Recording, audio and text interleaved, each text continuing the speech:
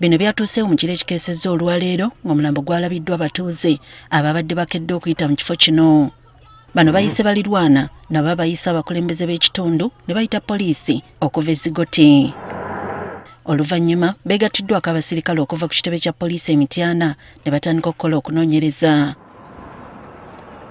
Kigambibwa nti omukyalo ono yandibanga yasoose kusobezebwako n'oluvannyuma baakoze kino ne bamugweka mu nsiko. Kirabika basoose musobyako ate ne bamala ne bamuta naye banna. Abatuuze bagamba ekifo kino kifuuse kattiro. Badde bavubuka banyavu nga bataagala kukola ate nga banywi banja. Babeera mu nsiko muno nga banyoka bayinza okuba baamukutte babadde balina ebyokunywa nga bali mu nyanjaga. Basabye ab'ebyokwerinda okusitikiramu babataase kumenyebwa amateeka obususse. Tusaba poliisi etuyambe ku bintu by'okwerinda etongere bannange.